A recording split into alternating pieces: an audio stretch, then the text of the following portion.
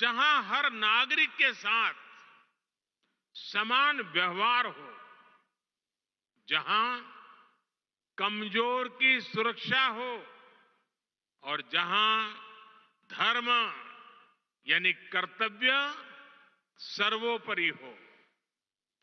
आज 21वीं सदी के आपके आधुनिक संस्थान के 4 सबसे बड़े ध्येय यही तो है।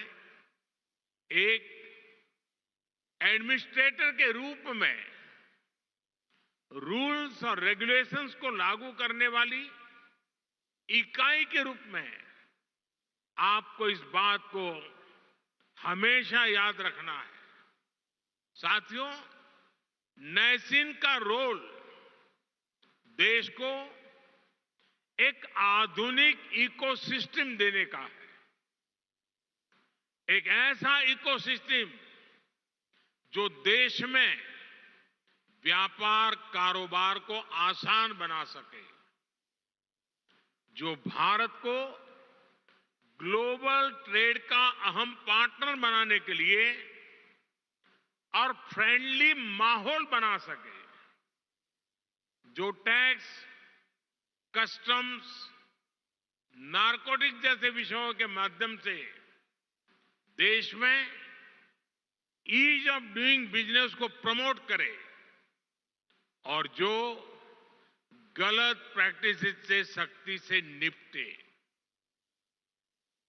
थोड़ी देर पहले मैं कुछ नौजवान युवा ट्रेनी अफसरों से भी मिला हूं।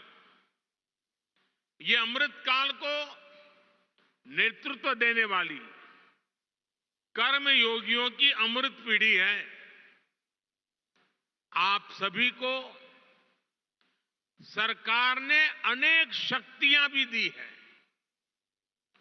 इस शक्ति का उपयोग आपके विवेक पर निर्भर करता है और इसमें भी आपको प्रेरणा प्रभु श्री राम के जीवन से मिलेगी।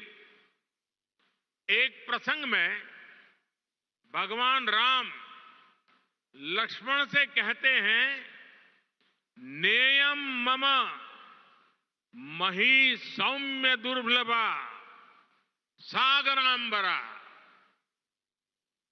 नहीं क्षयेयम धर्मेण शक्रत्वमपि लक्ष्मण।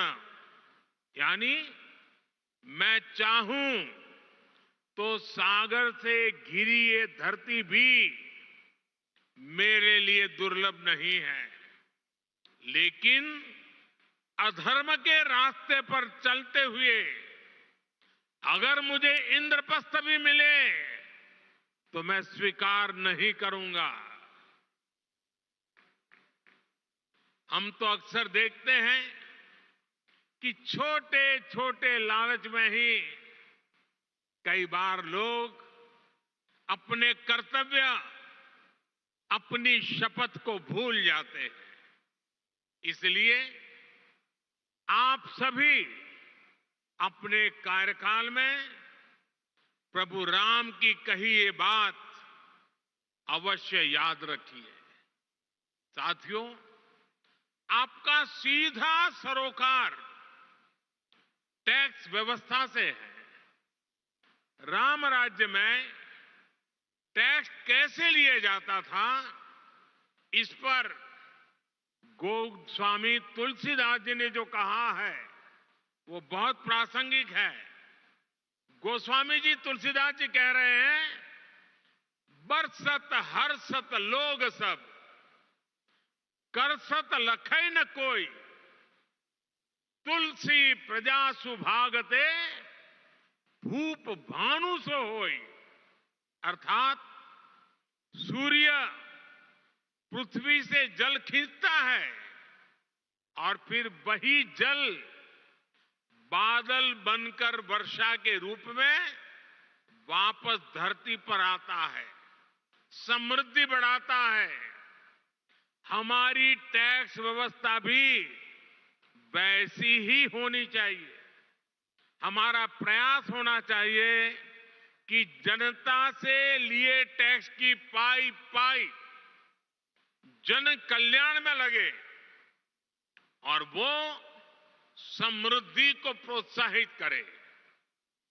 आप अध्ययन करेंगे तो इसी प्रेरणा से हमने बीते 10 वर्षों में टैक्स सिस्टम में बहुत बड़े रिफॉर्म किए।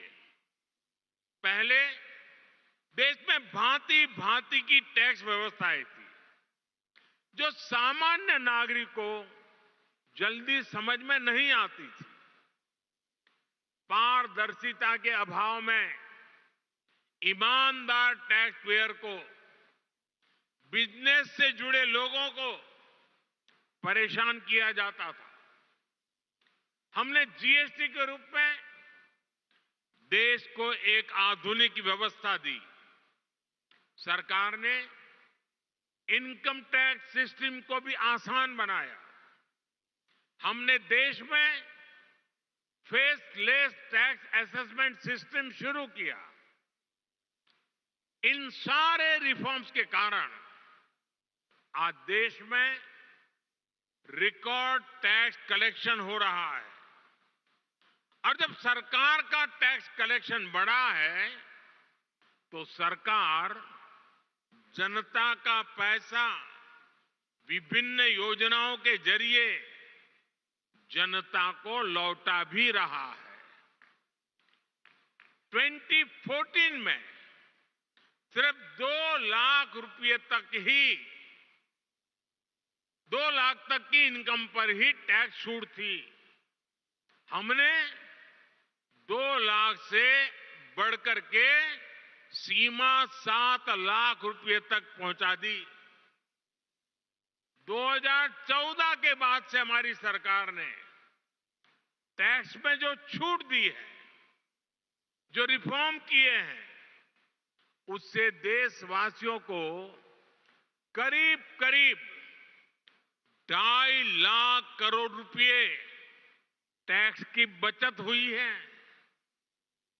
सरकार ने नागरिक कल्याण की बड़ी योजनाएं बनाई हैं। आधुनिक इंफ्रास्ट्रक्चर पर रिकॉर्ड निवेश कर रही है।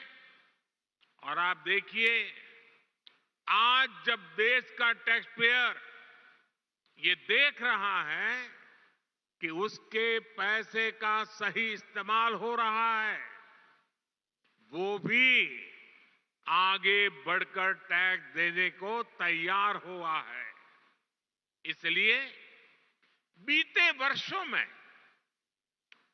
टैक्स देने वालों की संख्या लगातार बढ़ रही है।